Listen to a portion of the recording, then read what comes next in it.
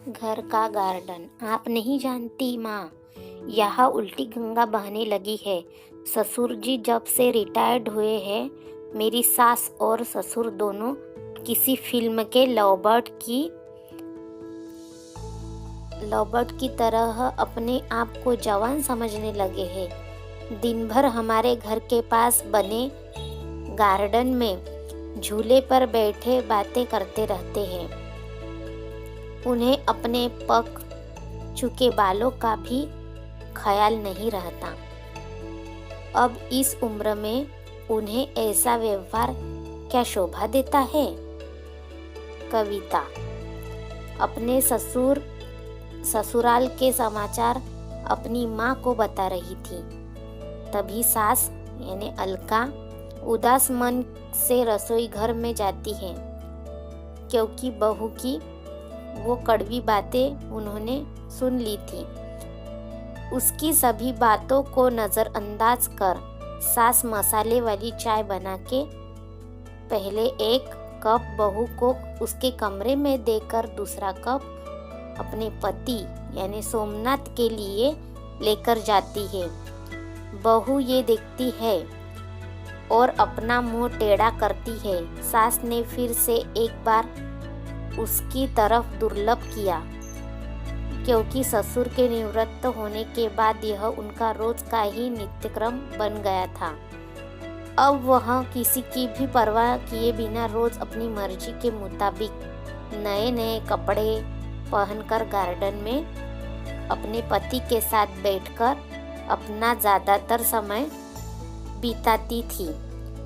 उन्होंने अपनी पूरी जिंदगी अपने बच्चों के लिए काम करते बिता दी थी, इसलिए अब बची कुची जिंदगी वह दोनों एक साथ समय बिताकर जीना चाहते थे।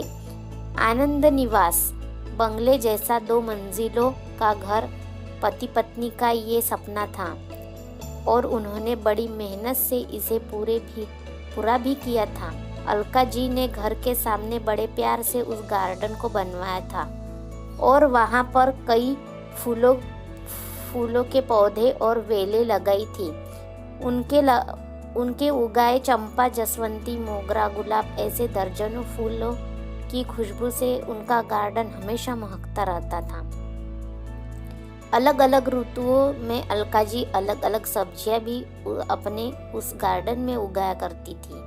रसोई के लिए धनिया, पुदीना और मेथी उन्हें कभी बाहर से खरीदी नहीं पड़ती थी। इतने सालों तक काम की भाग दौड़ में सोमनाथ जी कभी भी इस जगह का आनंद ले नहीं पाए थे, लेकिन अब उनका पूरा खाली समय इसी जगह पर बीतता था। दरअसल एक और छोटा सा घर वहाँ बना सके, इसलिए उन्होंने वह जगह खरीदी थी, लेकिन अब वह संभव नहीं था।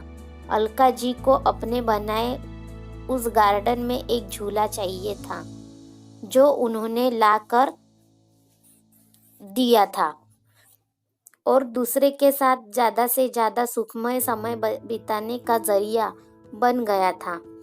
उन्होंने अपने घर में सभी ज़रूरी चीज़ों की और बाकी ऐशो आराम की चीज़ों की कोई कमी नहीं रखी थी। फिर भी बहू को दोनों का उस झूले पर बैठकर समय बिताना खटकता था। पहले दिन भर उसके साथ रहने वाली सास अब ज़्यादा समय अपने पति को देने लगी थी।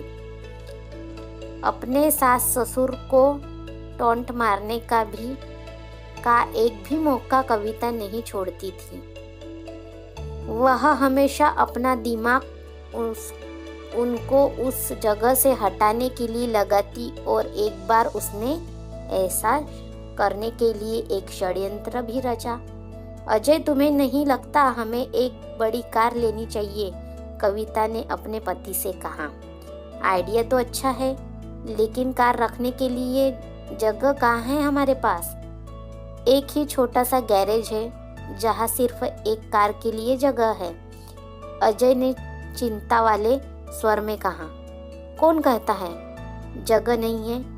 वह गार्डन है ना, जहाँ आजकल 2 लव बर्ड्स अपना डेरा जमाए बैठते हैं। कविता ने पति की तरफ तिरछी नजर करते हुए कहा, आजकल तुम कुछ ज्यादा नहीं बोलने लगी हो। अजय ने अपनी पत्नी को फटकार लगाते हुए कहा, लेकिन सच तो ये था कि उसने भी इस बारे में अपने पिता से बात करने का मन बना लिया था। अगले दिन अजय पिता के पास गया और उनसे बोला, पिताजी, मेरा और आपकी बहू का मन है कि एक बड़ी कार ली जाए। पर बेटा, हमारे पास पहले से एक गाड़ी है ना। दूसरी गाड़ी लेने के बाद हम उसे रखेंगे कहाँ? सोमनाथ जी ने कहा। पिताजी, इसी गार्डन में एक नया गैरेज बनाने की सोच रहा हूँ। कविता को इस गार्डन की कोई पड़ी नहीं थी और माँ भी भला अब और कितने दिनों तक गार्डन का ख्याल रखेंगी। इसलिए अच्छा होगा कि सभी पेड़ पौधों को तोड़कर यहाँ गैरेज बना लिया जाए। अजय ने अपने विचार बताए। दोस्तों, वीडियो अच्छा लगे तो वीडियो को